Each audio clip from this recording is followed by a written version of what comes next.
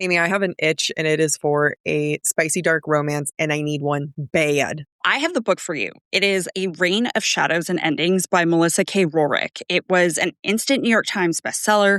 It was a huge indie hit on Book Talk, and I think it is right up your alley. It seriously has some of my favorite tropes, like shifters, vampires, witches. You know how I feel about vampires. There can never be enough. It has the best morally gray characters, fated mates, meddling gods, forced proximity, touch her and die. One bed, one horse, he falls first, enemies with benefits. I love enemies with benefits. Don't tell me your feelings at all. Just ravage me, please. I need to read this immediately. I love that there's even LGBTQ rep. The series overall features romantic relationships like MFM polyamory, MM, and FM. Give it all to me. You know how I love to feel devastated by reading a book? A Reign of Shadows and Endings is it. And if you're like Jack and I and you love special editions, there is a gorgeous deluxe version with stenciled edges, foil details, and full color character arc from Kensington Publishing. It is, in fact, in my heart currently. We're so excited to read it, and you can too.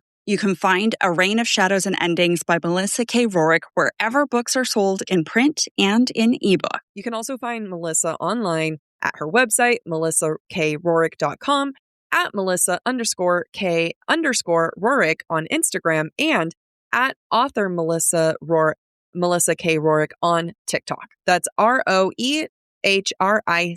So you're saying with Hilton Honors, I can use points for a free night stay anywhere? Anywhere. What about fancy places like the Canopy in Paris? Yeah, Hilton Honors, baby. Or relaxing sanctuaries like the Conrad in Tulum? Hilton Honors, baby. Ooh, what about the 5-star Waldorf Astoria in the Maldives? Are you gonna do this for all 9,000 properties? When you want points that can take you anywhere, anytime, it matters where you stay. Hilton, for the stay. Your summer runs just got a boost of energy in Lululemon's Shake It Out shorts. Made in our ultra breezy lightweight Swift fabric, the Shake It Out shorts have a flowy, layered hem and a comfy built-in liner. These shorts keep you locked in for miles with distraction-free storage and a waistband that doesn't budge. They might just be the shortcut to your summer goals. Shop the Shake It Out shorts now at Lululemon.com.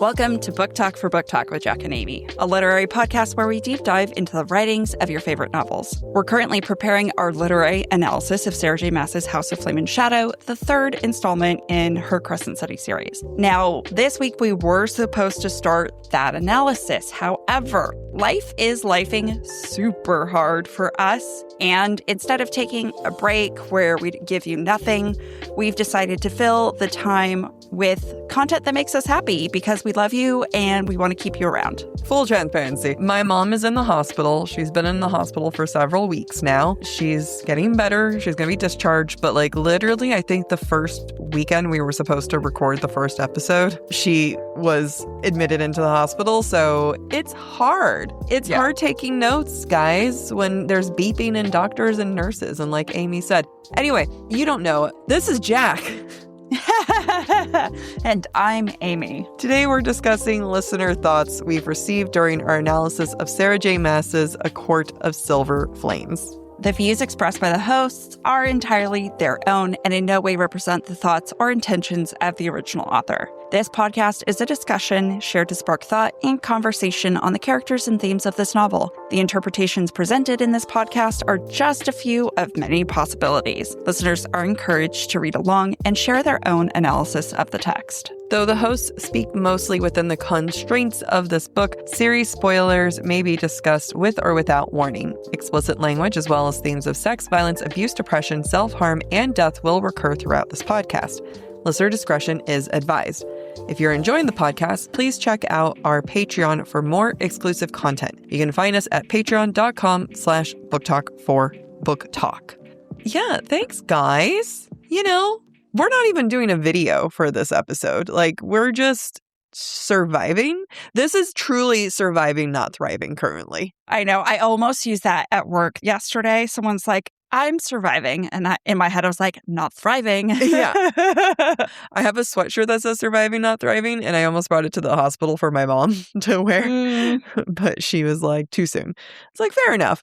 But I think I might wear it to the hospital tomorrow. So that's the other half is like, I go to the hospital 4 times a week. And the first week she was there, I was there for almost the whole week. So life. And then I like how we structured it. It's like, life's hard. We're doing this because we love you. So it's like, if we can guilt them into listening and not being mad at us, that would be great. Thank you. I think it's also like, let's just continue to be transparent right now. You know, with the war that's happening in the world, companies aren't spending as much money on podcasts and marketing, and that impacts us. And I know the ads are annoying, guys, but it's how we keep the podcast alive. And quite frankly, our revenue is down 50%, not because of you guys, but because of companies. Unless you stopped listening to us, then it is because of you. And then it is your fault.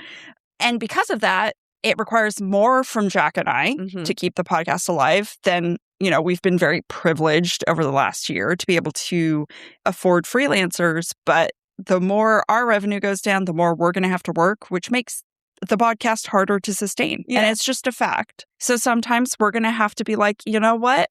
This is what you're getting right now. And it's not the analysis. Hey, yeah, like, sorry, this isn't going to be a 2-hour analysis. This may be a 45-minute episode that has like a bunch of ads in the middle of it. Skip through it.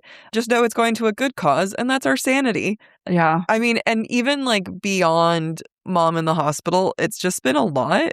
Like, you know, 2026 was not the year it promised me it would be. Or maybe it is. I think you're just going through a metamorphosis that is like, you're currently in the birth canal, and the birth canal is tight. It's traumatic. Is a traumatic time for, I'm going through it. Amy's going through it. I think let's use a different analogy. We're in the chrysalis. We are a beautiful butterfly that's about to break through our cocoon, but we are in the really tight, difficult, constraining, forging process. And it fucking sucks. I know, right? So it's double duty, triple duty. So it's like my personal life, Amy's personal life, podcast, money, life, war. The world is burning. So we're kind of hoping that these episodes bring us joy and bring you joy. Not that the analysis doesn't bring us joy. It just brings a lot of homework. And like I said, it's hard to do homework surrounded by beeping machines. So there's no name to the series. There's nothing to what we're doing. It's our Surviving Not Thriving series. Oh, yes, that's the name of it. Damn it, we came up with a name for the series. The great thing is it can come back anytime we want. It's true. Like, that's just like, welcome back to our... Now we know what the intro is going to be for next time. Welcome back to our Surviving Not Thriving series, where we are just trying to get through the day. And hopefully you guys can listen and get through the day as well. Yeah. And we might overshare, and you know what? It's our prerogative to do so. It's our prerogative for us to say whatever the hell we want, as if we don't already. I know. You know what's funny is like when you guys get to the analysis of Silver Flames, again, like I said. It's going to be so great. No, the first couple episodes, my mom just got in the hospital. So like literally the first episode, I'm dead. And then by the end of it, I'm just like numb. And I'm like, can we just wrap this up? So you'll go back to the vibes. Yeah. You'll see it in the videos too. Just like her slow decay of just like, I'm really tired. I know. At one point I was like, hey, this is the first time I've smiled in a week. And yeah, but I have to say we've made some great points so far in the 2 episodes we've recorded. Absolutely. It's going to be great. It's going to be fantastic. Another reason why we're doing this is that we need buffer room. Yeah. So Amy and I are still going to be working on reading and doing the analysis, but we just need that buffer room so that, you know, when moms go to the hospital, we have room. Yeah, I mean, luckily we did have like a 4 to 6 week buffer, and then we exhausted it. Yeah. And now we need more buffer. We need more buffer. That's just the way it is. Yeah. Like the next couple of weeks, Amy and I are going to be like power recording, where we just record during our lunch breaks and just like trying to fill shit up. And then so you'll hear a range of us. Yeah. And you know what? It's us at our lowest and therefore our finest, because it's truly us distilled to our essence. I know. This is going to be for the people who really want to be a part of it. It's other people go to other book podcasts because they're just sitting there. Again, this is no shade to other book podcasts, but the other book podcasts are like, and then they come into the room. Ooh. And here we are being like, I am having an existential crisis, and therefore you too shall have one. Honestly, that could be an episode, just us talking about our existential crisis. Honestly, probably the most relatable content we'll ever create. I think we just apply our existential crisis to the literature, because like, what's more crisis-y than world domination by intergalactic parasites? No, I mean, like on Sunday, we plan on recording. Amy read Carmilla and did a whole thing on it. So, you know, save your existential crisis for that, babe. Like you'll be fine. Oh, yeah. We'll be totes fine. Fine. We'll go through it. I think we just kind of like, that'll be fun. Like, let's talk about books that bring in our trauma. Yeah. And if we cry, we cry. Wouldn't be the first time. No, would not. I really am curious. Do other book podcasts, like, are they as broken as us? Do they cry on their episodes? Do they get like feral horny sometimes? Do they lose their shit? I don't know. You guys are going to have to tell us if you listen to other book podcasts and you know. Yeah. We don't, because we don't have time. Mm-mm.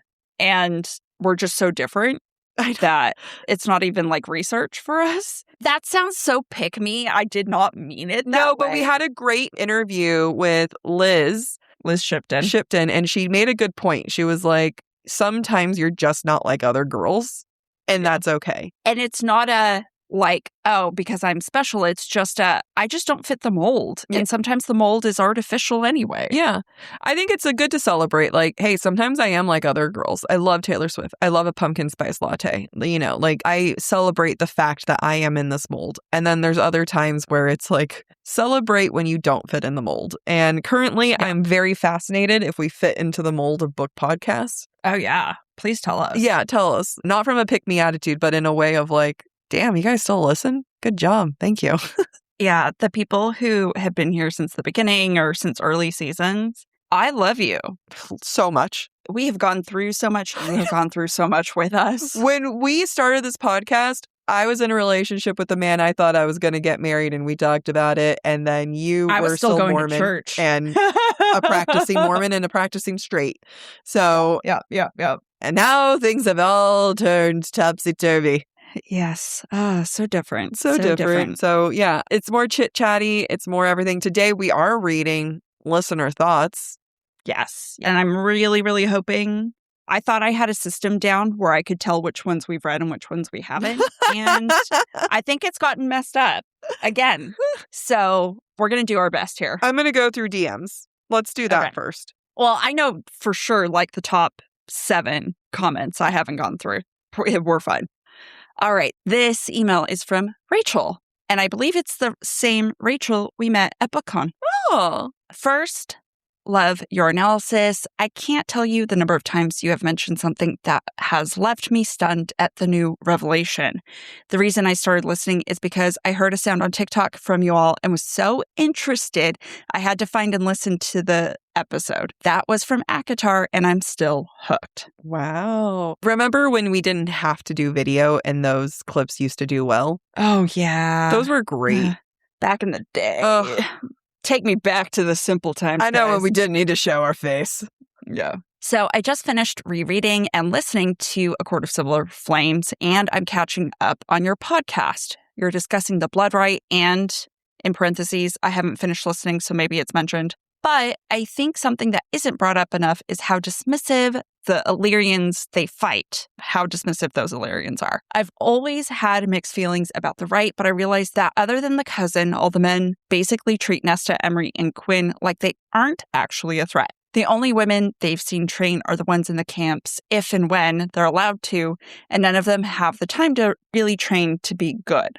I get the dismissiveness gives the women an advantage that somewhat explains their ability to defeat some of the guys they fight. It's a good point of they are dismissive. Right. I mean, like, look at how SJM utilizes Bryce's femininity as a weapon to get away with shit and to be unsuspecting and to take advantage of people who think she's just a party girl. It's the same concept here, right? Yeah. Nesta, Emery, and Gwyn are female, and these Illyrians are misogynists. They have never thought highly of women. Women have never been allowed to succeed. Yeah. So for women to physically overcome them, it might feel hyperbolic to us. But at the same time, it also is very realistic and commentary about men in general, that men expect nothing of us. I feel like when you really think about it, it's in all of her books, and all of her FMCs have experienced one form or another of this, where men are not expecting the best of them or the most of them or what they're even capable of. And if not men, then even some women. And this is a survival tactic that I feel like almost every single woman has to figure out, is what is it that when society looks at me, what do they expect? And it can range from pretty privilege, skinny privilege, to other things that, society might view it as a disadvantage and having to fight that uphill battle. But women are looked at and perceived and judged, in my humble opinion, it's not humble at all, far more greatly and quickly than men. Yeah, I agree. Yeah. The Illyrians are another great example of this. Good job, Rachel. Good job, Rachel. This is the part where the budget shows up. I have decided I am going for a European summer vibe, and Quince is helping me get there. Ooh, what are you getting? Okay, I'm obsessed with some of their linen clothing, but one of my all-time favorite pieces that I recently got from them is their leather ballerina flats. And I am walking everywhere and I feel so chic with them. My favorite piece of my spring and summer wardrobe is this soft organic cotton button-up. I use it as a layer for cooler mornings or cooler evenings. I wear it to work, or I wear it out casually with my favorite pair of shorts. It's so adaptable and I always feel put together, even if I just rolled out of bed. Everything at Quince is priced 50 to 80% less than similar brand. And that's because they work directly with ethical factories and cut out the middleman, so you're paying for quality, not brand markup. And it's not just clothing. Quince has really become a destination for elevated essentials across the home, kitchen, bedding, and beyond. I'm really looking forward to putting Quince kitchen items on my registry so that I can redecorate my entire kitchen. You can elevate your summer wardrobe. Go to quince.com/booktalk for free shipping on your order and 365 days returns. Now available in Canada too. That's QUINCE.com/booktalk. BOOKTALK for free shipping and 365-day returns. Quince.com/booktalk. This is from Madison. Okay, so talking about the 26 strings on the harp equals 26 letters in the alphabet. I don't know if you mentioned that at some point or what it means, but just caught my attention. Okay, one more thing based on another listener. I think it was Emily from today's podcast. I don't know when that was. If the cauldron is a womb, can we think back to Tower of Dawn? Oh, also spoilers, we mentioned this. I don't know.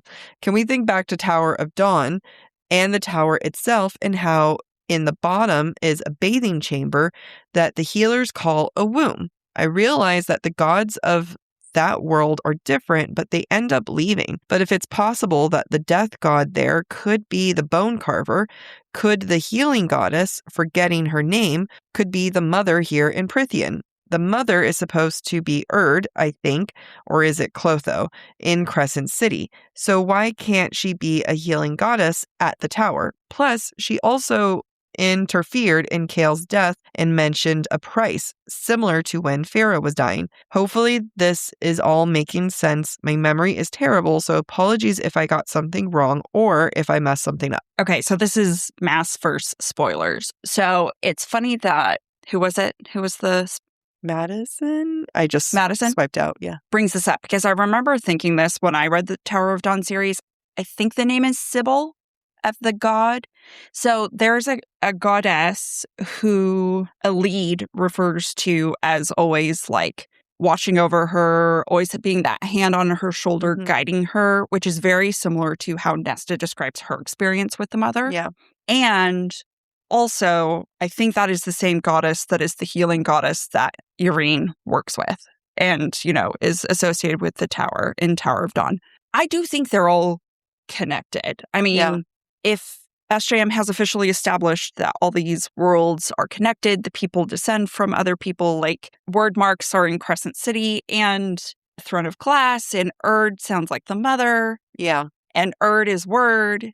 Like, it's all connected. And I bet we find out more in the next 1 or 2 ACOTAR books how those gods and goddesses are connected. I sometimes do think that Luna in Lunathian is Aelin because of the bow, the wolves, the stag that are associated with her. And but it might not be because she's a Fae god and the shifters are descended from Aelin's world, whereas the Fae are descended from Prithian. So there's it's hard to tell. SJM's going to make it whatever the fuck she wants it to be, but I can see that all being interconnected. You know what I would love is if one of the books ended with someone ending up in our world. Ooh. Because we know that she wrote another book. I don't know if she said it was a series, but it would be a different series and she just hasn't published it yet. Mm-hmm. And I think someone said she's in a 7-book deal currently with Bloomsbury. And based off of the interview she gave, she's not happy with Bloomsbury because they're the ones who made her review things while she was pregnant and postpartum and everything. Mm-hmm. That people are theorizing that she's saving some of these other books for when she's out. Right. I believe it. And I think the theory is that her next 3 ACOTAR books finish. I think so. Her Bloomsbury deal. Yeah. Which means we could get so much new content. I know. After that, which is super exciting. I feel like there's been hints to our world, and I don't know why. And I don't know if that's true, or maybe that's just me inserting myself. Yeah, I think we have somewhere in our comments, either in email or DMs or somewhere, or I've seen it on social media, but there's a reference Lorcan makes in the Throne of Glass series to a city on water that sounds like it could either be Valaris or Crescent City. Mm-hmm. So who knows? SJM, her mind works in mysterious ways. Her brain. All right. A letter from you? Sure. So it's relevant, but not a listener thought. It's actually a listener request. Okay. Do y'all have book recommendations? I'm in a serious funk trying to find the next thing. Throne of Glass is my favorite of SJM's series.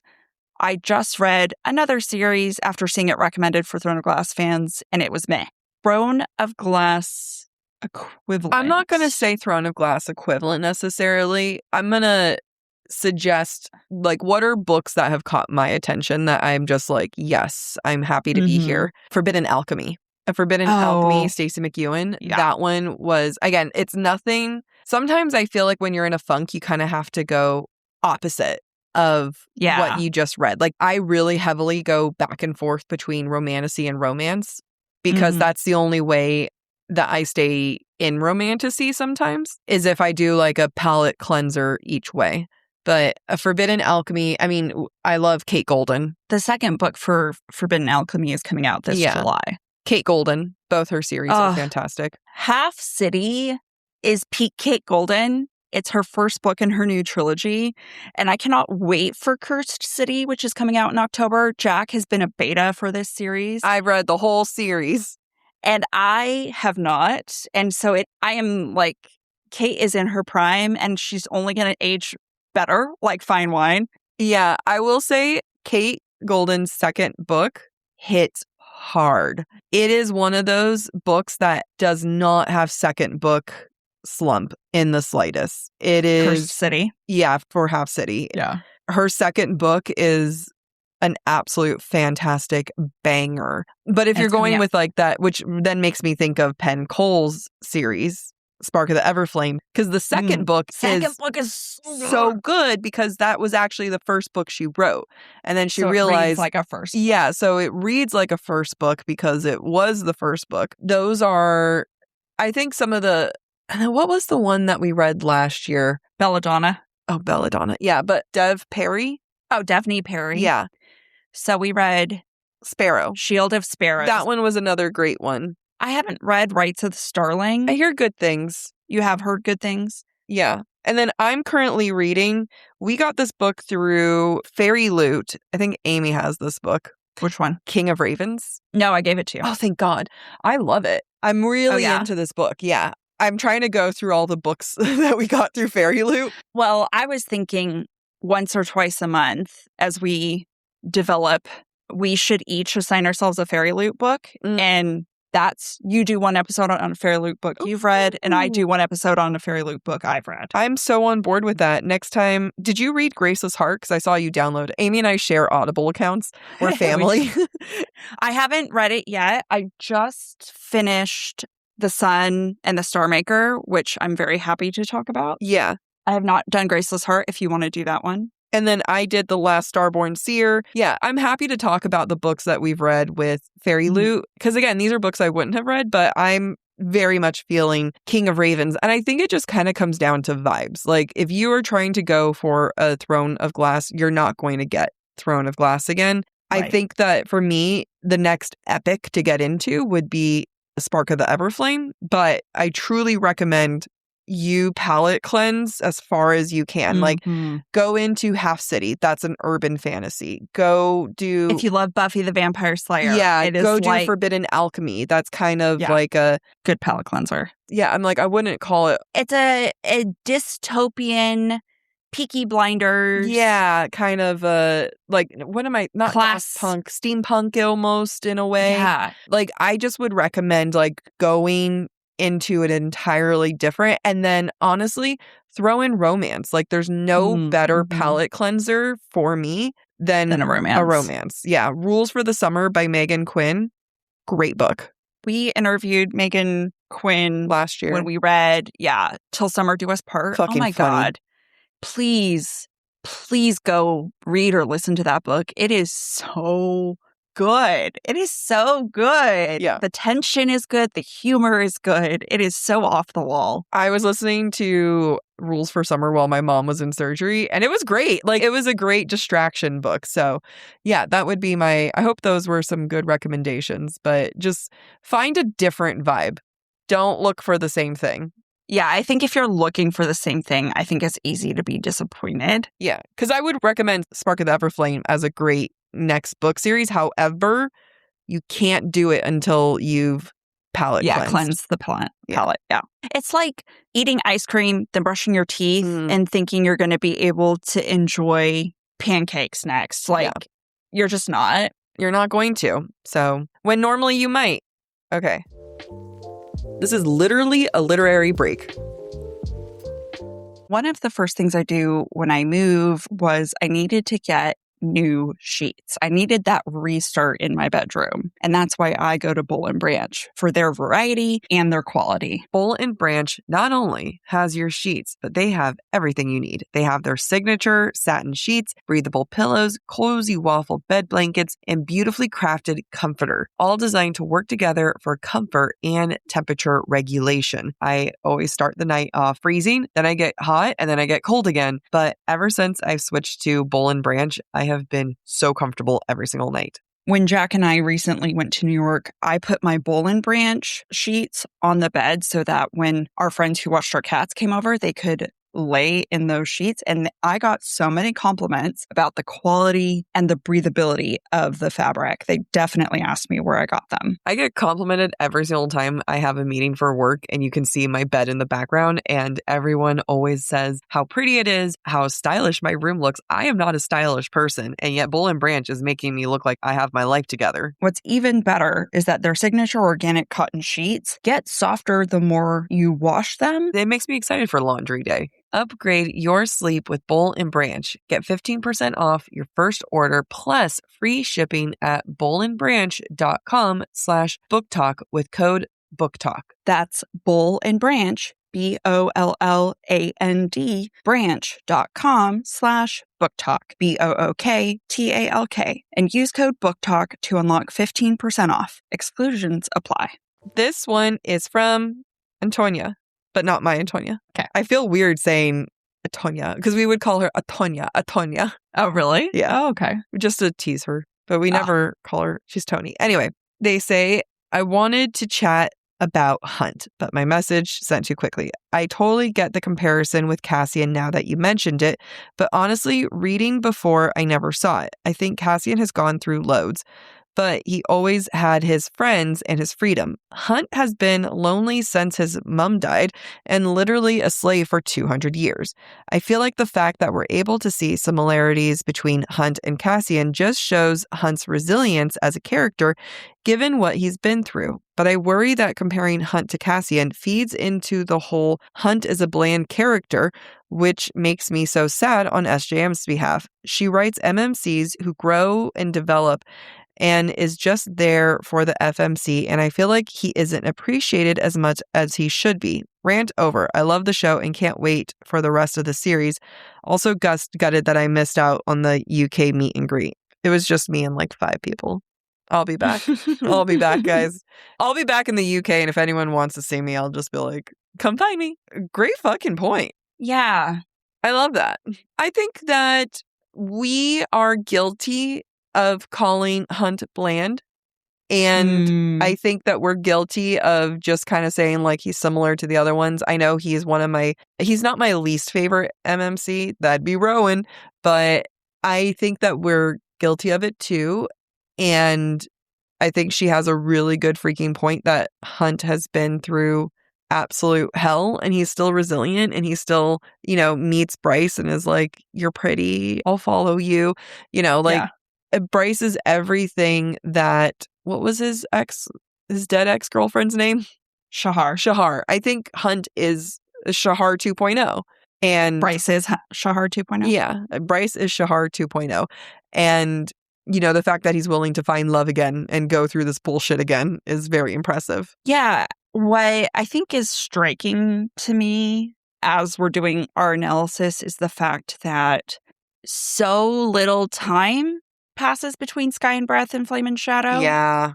That Bryce is like exponentially progressing against her will in some ways, right? She didn't ask to have this power. She didn't ask to go to Prithian, but she feels like that's the right thing to do. And Hunt, with 250 years of trauma, rightfully so, is probably not moving as fast as she is. And he's struggling, right? And that's okay. Even in the most literal sense, Bryce is going through a cave. She's fighting a worm. She's becoming friends with these people. She's having to betray them. She's having to get a new power. She's having to come back. She goes, tricks her dad. She's literally moving. Hunt's in a dungeon being tortured. He is the most stagnant, unmoving, just living the same horrible things every single day. So I think that's a good point. She is forced to grow. Her character is being forced to develop, and he is forced to stay in the exact same spot. Right. And so many other characters are also progressing so quickly. I think as readers, we need that character who is more still and struggling internally rather than going through so many things externally, like Lydia. Yep. And Rune's going through his own mental gymnastics, right? So there's a lot going on. There's a lot between all of them. Truly. All right. This is from Mary. Love your analysis of SJM's works. I just finished your episode coverage of the final chapters and now waiting for the Breadcrumbs and Broomsticks episode to follow. I believe this is of A Court of Silver Flames because this came in last week. Your analysis has rejuvenated my love for SJM's work, and I think because of your podcast, A Court of Silver Flames has now become my favorite book in the ACOTAR series, especially after learning more about SJM and her experience writing this book from the Call Her Daddy podcast. Yeah. Despite Nesta's story being more about character development rather than plot, I found it a beautiful piece of literature focusing on healing, redemption, and the power of female friendships that seems to be less explored in the fantasy and romantasy drama. I never thought of the trio's victory over the Bloodright as unbelievable. I think SJM did the work to make it believable that the three of them using the last of their strength at the end of the right to make it to the top of Ramiel. Also, technically, Nesta didn't win the right, not in the way we expected, at least where she would touch the stone at the top. I think having Nesta be so close to the top but not making it due to defending her friends from Bellius is more believable than having her reach the top with Gwyn and Emery. I think a story that focuses more on the bonds of friendship between women and sisterhood should be celebrated more than it is.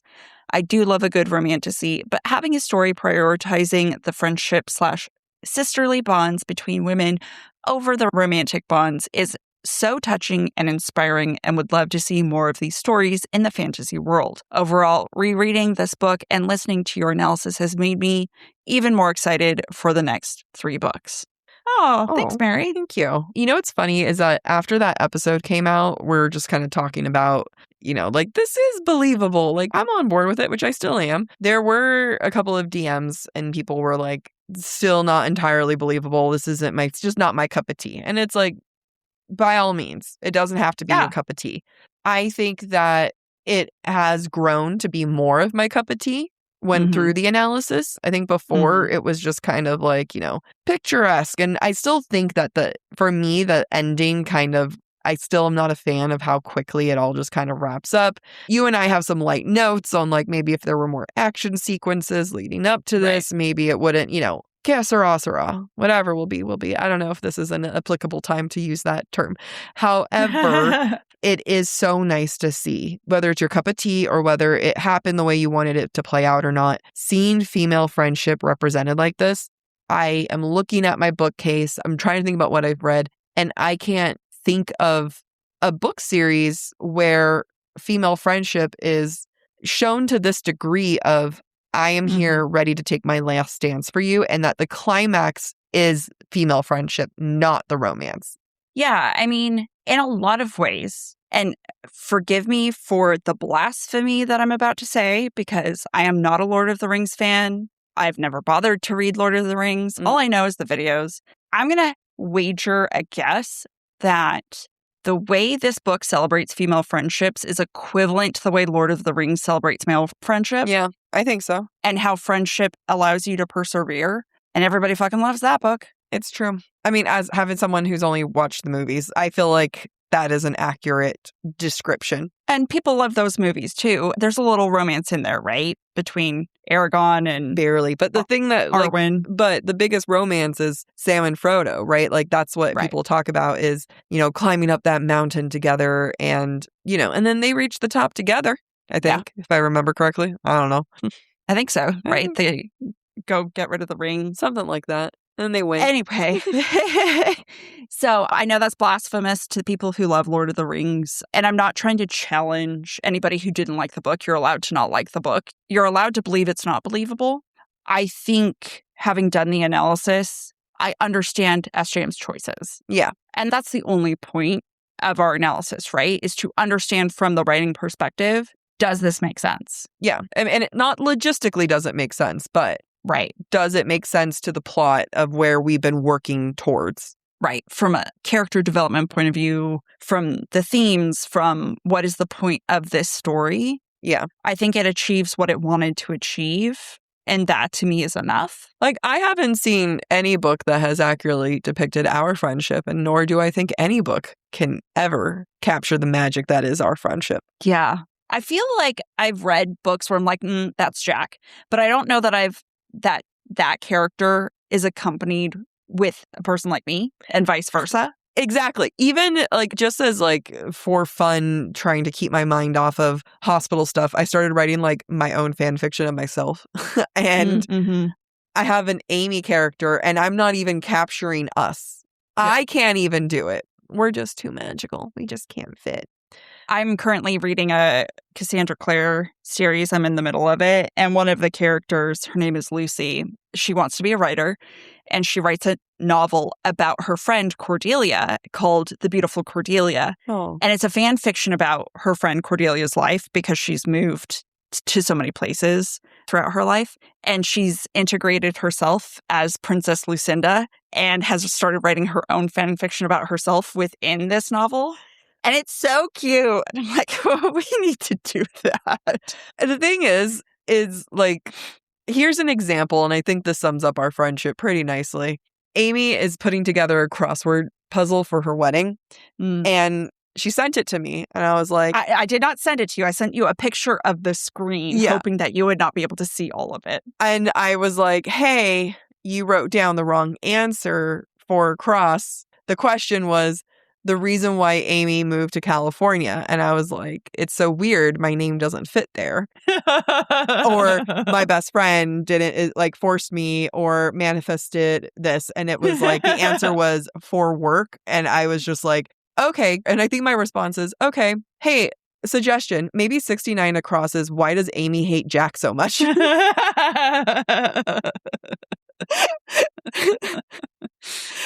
That is us. That's us. I mean, if you guys haven't seen the clip that we did from our Taylor Swift episode. Oh my God, it's so funny. I watch it just to cheer myself up. I do too. I don't know if it was you or Instagram. Instagram might accidentally, or you accidentally hid somebody's comment that is a GIF. Oh, Instagram did it. I unhid it. Yeah. Oh, good. I was going to unhide it, but I was like, maybe Jack hid this on purpose? No. Instagram did it. It's so funny. It's like maniacal laughing. Yeah. That's actually Evelyn, my cousin's college friend. Oh, that's hilarious. Yeah. I want to correct your story because you're like, hey, you got the answer to why did Amy move into LA wrong. I responded, the answer is not your name. Even more insulting. I was trying to save you. I was trying to make you look better. Rather than showing the dagger you went straight into. But also knowing exactly where I was going with it. I was like, yeah. Hey, so you got the answer wrong. I'm not putting your name down. The fuck you're not. That's... Watch me make it work. I have another one from Antonia, too. Do it. Hey guys, no worries if you already finished Silver Flames episode, but I just started re-listening to Silver Flames and completely forgot that we never find out exactly what Nesta said to Amren at the summer party for them to finally fall out. I was wondering, given how shitty Amren is to Nesta throughout, and I'm with you both that she is truly awful to her in this book. What would Nesta have said to Amren for Amren's behavior to Nesta to be justified in your view? Or can nothing justify it? I don't know what the answer is. No doubt SJM will convince me, but would love to know what you guys think. Anyway, as always, love the show. I think we do know the answer, and the answer is so stupid. It was Nesta being like, you always choose Farrah. Yeah, that's right. Yeah, I don't know that it's verbatim what she actually said, but I think the sentiment is or was Amren's like, it's wrong that I'm still like excusing your behavior. Yeah. And Nesta's like, you always choose Farrah's side. Let's see. Something to that effect. I'm going to type in, what did Nesta say to Amren? There's so many things. Okay. I really feel like it was just Nesta being like, my sister sucks. And Amren saying like, hey, your sister doesn't suck. She loves you. And then Nesta was like, fuck you. And then Amren was like, you know what, bitch? You're a waste of space. And it just escalated very quickly. It never felt like a good enough answer for me. Like with Amren's response, I think for me personally, my interpretation of that moment is that Amren realized that she made the wrong call by isolating Nesta. I think Amren realized that she was not helping Nesta the way she thought she was. And Amren doesn't handle situations where she's wrong well. And that argument and their not talking was a product of Amren not handling the situation well. Yeah, and I think that's a great interpretation. I think my interpretation that just kind of layers on top is like the symbolism or the metaphor of even the people you think understand you the best. If you're not in a place to hear what they have to say when they have your best intentions at heart, you can be in such a bad place that you can ruin that friendship because you're unwilling to hear them or you're unwilling to admit where you are wrong. And it's hard. Because, like, at what point, like, it's also unfair. I mean, me shitting on Amren, but it's also unfair for Amren and everyone to wait for Nesta to be in a place where she can hear it. You know what I mean? Like, at what point is it like, hey, you're not okay? Yeah. She was engaging in self-destructive behavior. Yeah. And self-destructive people don't want to be told they're self-destructive. No. So it's one, the receiving party is not ready to hear it. And the giving party was just, I just don't think she handled it very well. Yeah. And isn't that life? I think we can all say we've either experienced it or seen it happen. Yeah. So poor Amren's still a cunt, but you know. However. But we understand. Yeah. We interrupt our own genius for a quick message. Thinking about refreshing the carpet in your home? Now's the time to do it. For a limited time at the Home Depot, get 10% off installed carpet projects on trusted brands like LifeProof with pet-proof technology, Home Decorators Collection, and Traffic Master. Plus, with installation starting at just 49 cents per square foot, upgrading your space is more affordable than ever at the Home Depot. Offer valid June 11th, 2026 through June 28th, 2026. Exclusions apply. For licenses, see homedepot.com/license numbers. Wishing you could be there live for the big game, soaking up the atmosphere of the crowd. But too often, life gets busy, or the price holds you back. Priceline is here to help you make it happen. With millions of deals on flights, hotels, and rental cars, you can go see the game live. Don't just dream about the trip, book it with Priceline. Download the Priceline app or visit Priceline.com. Actual prices may vary. Limited time offer. All right. This is from Seisha. I apologize. I do not know how to pronounce your name. Cesia. Cesia. All right. Listening to this week's episode, and I love the parallel of Nesta in a nightgown because that's what she was wearing when she was thrown into the cauldron. Here in the blood right, she's able to fight back and remove it. Oh! Such a great point. Ow! Yeah, I know. Oh my God. I know. When something hits so hard that it's like it's so good, it hurts. Yeah. And shame on us. I know. I was like, you get a golden statue of you. of yourself, of a gold star. Yeah. You know what'd be great is if we ever made gold stars, that if anyone sent a note that hit us so hard, we just send them a gold star. Something's unlocked for me. Uh-huh. I mean, that's more work for us, but... So, aside, I bought a cry cut used for my wedding so I can make some stuff, DIY some stuff. Yeah. And I was on their website. You can buy printable holographic paper so you can make your own stickers. We could make stickers. We could literally, and it could be the most basic, and it just says, good job. And it's just send it in the mail, and it's just that. Yes. And it says, good job. You had a great note. This is happening. Okay. Yeah. It's just something where it just hits so fucking hard where you're like, oh my God. And yeah, we have to do a quarterly listener awards or something. Okay, now we're getting out of hand. No, I know. But just you blew me out of the water. Yeah, that one is so good that I would be like, and I would love it for have zero context. It's just from Book Talk for Book Talk because we have our stamp. Our address, and it's just that with a gold star. And maybe we can have a pre-printed thing saying, good job. Yeah. That's it. You blew us out of the water. You blew us out of a literary gold star. Mm-hmm. Literally, literary great. Literally great. Yeah. You are literarily great. Something like that. Yeah, that is such a good parallel. That is such a good book ending. I don't know how we didn't see it. I don't know. That's fantastic. So good. That's fantastic.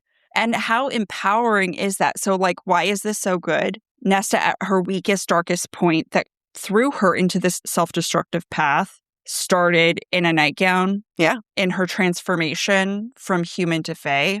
And it's bookended with her in the blood right, fighting back in a way she was never able to fight back, and her transitioning into her Valkyrie self.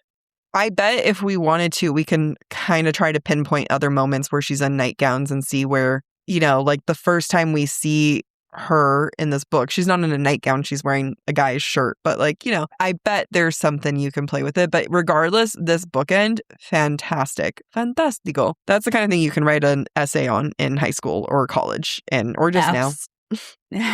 Now in life. Now. Okay.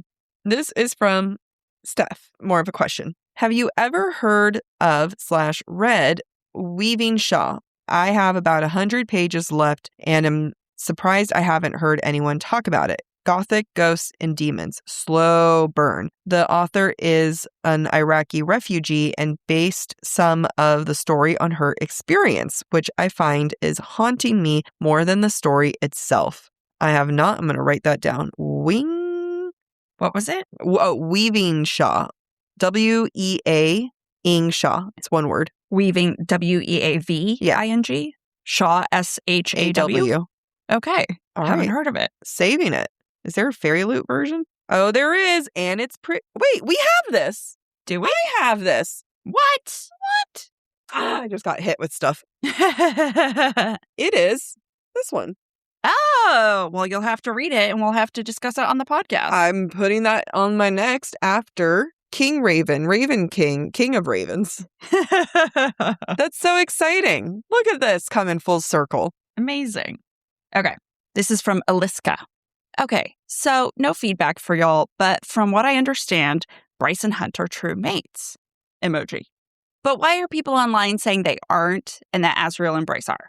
Sarah did say they're mates, right? Or am I dumb? Maybe you two lovely girls know if they are or are not true mates because I'm going crazy. They are, in fact, true mates. Mm-hmm. SJM's just like, stop it. WTF. Like, yeah. There was an argument in our comments not long ago. We did a post that did really, really well, and people were arguing about Bryce and Azriel being mates. And also, I don't think any of these people, I actually know these weren't our listeners, but some of them, sometimes like people who aren't our listeners comes into our comments and they'll be like such assholes. And they'll be like, actually, if you read the book, and I hate when people do that. If you read the book, if you go back and reread, how about if you go back and suck my dick? All right. That's what I want to know. But someone was going hard about how there's a light and a spark. And every time SJM says spark, they're usually mates. And it's like, she said that Hunt and Bryce are mates. Calm yourself and be willing to move on. Right. Hunt was literally made for Bryce. Yeah. Like, that is in Flame and Shadow. I think the reason why people get confused is because my interpretation, based on what I'm reading right now, there's so much going on between the Star Sword and Truth Teller, and Azriel has both. Yeah. And Bryce is honed in on it because they are both calling to her. Yeah.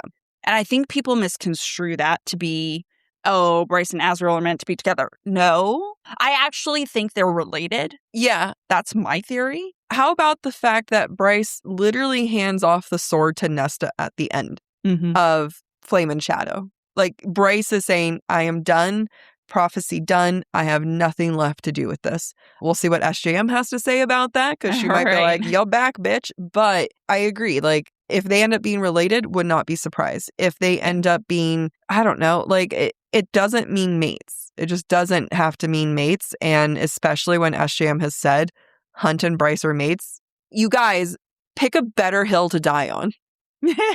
Yeah. Like, one that doesn't disagree with the author herself. Yeah, like, it's just like one where the author was like, no, I can clear this one up. They're mates. Yeah. Like, what are you doing arguing that? It's like, do you know what it reminds me of? The Gaylors, the people who are convinced Taylor's gay.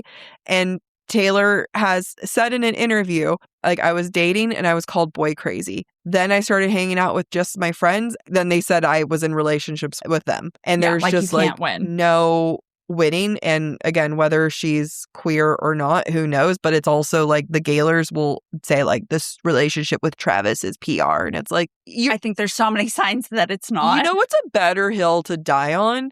Book banning and stopping book banning. Yeah. Do you know what's a better hill to die on? Trans rights. Right. Women's reproductive rights. Yeah. If we put our energy into those things, we might actually affect change. Right? Like, you know what? Rowan punching Aelin was a fucked up thing to do. That's my hill. And you know what? At least it's a hill that's saying, let's stop hitting women. Yeah. Unprovoked without being in a training ring. Let's say physically unprovoked. Physically unprovoked. Yeah. Because someone would be like, she was talking back to him. And then he hit her. Stop justifying it. All right. Let's wrap up. So I hope you guys enjoyed this episode. It's not what we expected, and it's just going to be a fun adventure for the next couple weeks. Yeah. Looking forward to the Surviving Not Thriving series. And you too can survive and not thrive with us. Let's sign out.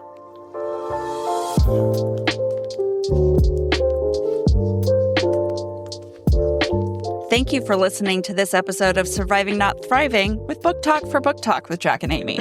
If you're enjoying the show, don't forget to rate, review, and subscribe on your favorite podcast platform. It really helps other readers find us. And of course, we'd love to hear what you thought of today's episode. Share your comments through our form at booktalkforbooktalk.com, and we might feature your feedback in a future mini episode or in a Patreon exclusive episode. For merch and more ways to support the show, head to booktalkforbooktalk.com. You can also follow us on TikTok, Instagram, and YouTube at the handle Book Talk for Book Talk. Bye. I think this is funny, and I told this listener I would not tell you, but I'm going to tell you anyway because I think it's hilarious. So I posted on my personal Instagram that I'm going through this journey of, my queerness and my religious trauma, et cetera, et cetera. And one of the comments from a longtime listener on my personal Instagram was hilarious that I have to read it. It's from Esty. Amy, you need to share to balance Jack's oversharing. Why was I brought into this? My response, I will not let her know you said this until the most opportune moment. Oh, no! I was double ganged up on. And then in parentheses, probably when we're recording. All time. Well, good news. We agreed no video to this episode, so now you won't capture this. Aw. I thought you overshared too. Was it really just me? Was it only me the whole time? I think I share, but I think you share more. Not anymore, bitch. I'm bringing you down with me. All right.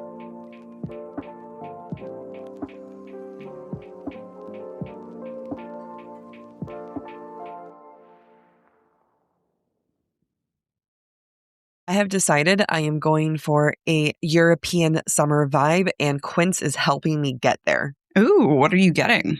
Okay, I'm obsessed with some of their linen clothing, but one of my all-time favorite pieces that I recently got from them is their leather ballerina flats. And I am walking everywhere and I feel so chic with them. My favorite piece of my spring and summer wardrobe is the soft organic cotton button-up. I use it as a layer for cooler mornings or cooler evenings. I wear it to work or I wear it out casually with my favorite pair of shorts. It's so adaptable and I always feel put together, even if I just rolled out of bed. Everything at Quince is priced 50 to 80% less than similar brand. And that's because they work directly with ethical factories and cut out the middleman, so you're paying for quality, not brand markup. And it's not just clothing. Quince has really become a destination for elevated essentials across the home, kitchen, bedding, and beyond. I'm really looking forward to putting Quince kitchen items on my registry so that I can redecorate my entire kitchen. You can elevate your summer wardrobe. Go to quince.com/booktalk for free shipping on your order and 365 days returns. Now available in Canada too. That's QUINCE.com/booktalk. BOOKTALK for free shipping and 365-day returns. Quince.com/booktalk. One of the first things I do when I move was I needed to get new sheets. I needed that restart in my bedroom. And that's why I go to Boll & Branch for their variety and their quality. Boll & Branch not only has your sheets, but they have everything you need. They have their signature satin sheets, breathable pillows, cozy waffle bed blankets, and beautifully crafted comforter, all designed to work together for comfort and temperature regulation. I always start the night off freezing, then I get hot, and then I get cold again. But ever since I've switched to Boll & Branch, I have been so comfortable every single night. When Jack and I recently went to New York, I put my Boll & Branch sheets on the bed so that when our friends who watched our cats came over, they could lay in those sheets. And I got so many compliments about the quality and the breathability of the fabric. They definitely asked me where I got them. I get complimented every single time I have a meeting for work and you can see my bed in the background, and everyone always says how pretty it is, how stylish my room looks. I am not a stylish person, and yet Boll & Branch is making me look like I have my life together. What's even better is that their signature organic cotton sheets get softer the more you wash them. It makes me excited for laundry day. Upgrade your sleep with Bowl and Branch. Get 15% off your first order plus free shipping at bowlandbranch.com/booktalk with code BOOKTALK. That's Bowl and Branch, BOLLAND, branch.com/booktalk, BOOKTALK, and use code BOOKTALK to unlock 15% off. Exclusions apply. Your package says delivered, but delivered where exactly? The hallway? The lobby? Your neighbor's apartment? Instead of playing detective with your deliveries, get a mailbox at the UPS store. We'll sign for your packages, text you when they arrive, and keep your deliveries low-key under lock and key. Get 3 months free mailbox services with a new annual agreement at the UPS store. For full details and to get your coupon, visit the upsstore.com/offer.